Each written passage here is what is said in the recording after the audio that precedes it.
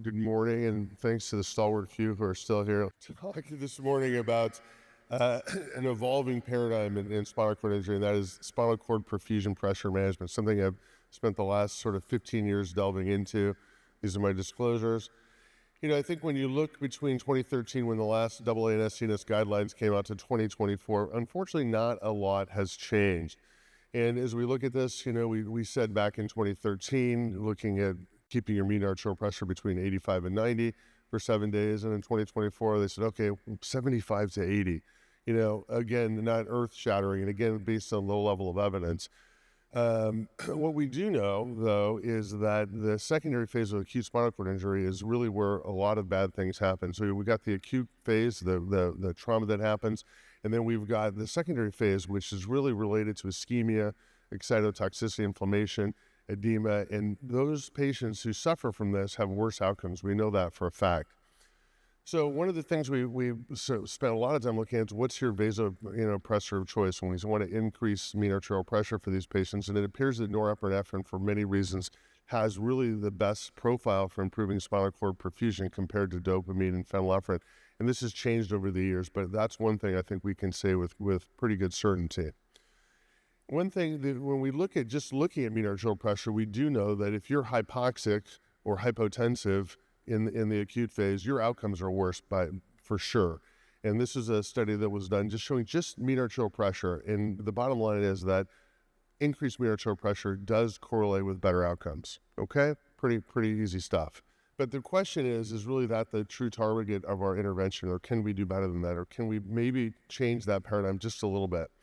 So our group in Baltimore spent a lot of time looking at autoregulation in the spinal cord and understanding why, when we have mean arterial pressure, what else can we do to monitor spinal cord perfusion in real time? And it turns out that there are other things available. We'll talk about that in a minute. When we talk about this concept, it's the same concept as in the brain. So in the brain, we talk about cerebral perfusion pressure, which is the mean arterial pressure minus your ICP. And the same thing applies in the spine. And we're now talking about spinal cord perfusion pressure. So it's mean arterial pressure minus intraspinal pressure or intrathecal pressure. We'll talk about that in a minute. So we do a decompressive laminectomy, and then we talk about CSF drainage or some sort of potential higher level monitoring to give us an idea of what's happening. So Marios Papadopoulos and the group in England spent time looking at intraspinal pressure. Unfortunately, this requires placing a catheter subdurally onto the spinal cord, measuring pressure within the spinal canal, within the dura. But what he did show was that there's an improvement certainly in the perfusion profile when you target spinal cord perfusion pressure utilizing this paradigm. And interestingly, when you look at this compared to just MAPS alone, treating the spinal cord perfusion pressure has a linear relationship with outcome in motor scores. So again, probably doing better than we do with just mean arterial pressure.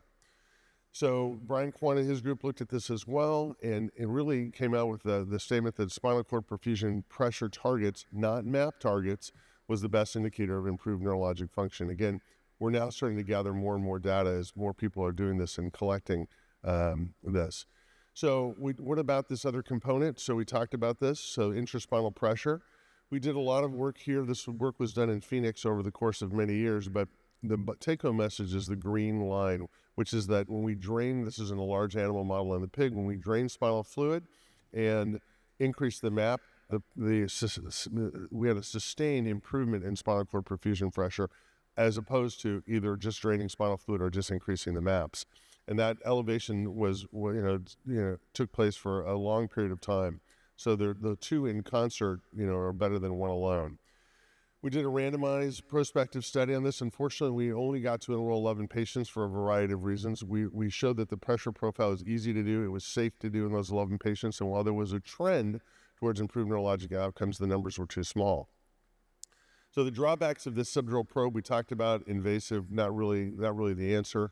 People have used other technologies such as near-infrared spectroscopy, looking at blood flow in the paraspinal musculature as a surrogate of blood flow to the spinal cord. The problem with that is you're at distance, and it really probably is not the best correlation. We've spent a lot of time in our lab in Baltimore looking at ultrasound in real time, and being able to see blood flow in real time, that's really what we want. And we can do that. Unfortunately, we can't do that, for a sustained period of time. So what we would like to see ultimately, because what we're talking about here is how do we improve the spinal cord perfusion over time? We can make a measurement in the operating room, but how do you do that? How do you sustain that measurement over time at the injury site and at distal to the injury site, so you understand what's happening? So the question is, can we monitor, spinal cord perfusion in real time? And the answer is yes. So we've developed a device called the Music device, which is an implantable ultrasound array, which allows us to measure in real time spinal cord blood flow. This can be left in almost like an epidural catheter. Would attach to spinal instrumentation. We'd leave this in for 5 or 7 days, monitor perfusion in the acute phase, and pull it out like a drain. The beauty of this is that not only does it measure at the site of injury and distal, so we have some sort of understanding of what's happening regionally, the blood flow, but also allows for stimulation. And we're now finding out that low intensity stimulation of the spinal cord may improve, vascular reactivity. So again, we're now going to be able to do this, and this will be first in man here, hopefully in the next year or so. And we're able to then leave this in, and imagine not having to go back to MRI if there's a change, but you see the pulsation of the spinal cord and measure blood flow in real time over the course of several days. So the overall vision would be thinking about draining spinal fluid and potentially measuring perfusion pressure at the site of injury, getting a little better at what we do right now, which is just decompression and increasing the MAPS, which I would argue is not the right answer. And I think though today, for now, I think after decompression, I think the first thing you should do is get an ultrasound. This is work from my colleagues at Shock Trauma, Tim Chrysicos, is get an ultrasound, make sure you're decompressed. Don't leave the operating room before you know that you've done an adequate decompression. The beauty of that also is that you understand too that the subarachnoid space is open so that you can drain spinal fluid. And then at that point, consider putting a lumbar drain in, zeroing it at the level of the right atrium, about 10 centimeters above the right atrium, and then draining spinal fluid, and then shooting for a spinal cord perfusion pressure of 60. The beauty of this is that you don't have to drive the MAPS, and what we've seen is a decreased amount of medical complications. When you start riding an 80-year-old into 85 or 90 mean arterial pressure, you have medical complications. So I think we can do better than that.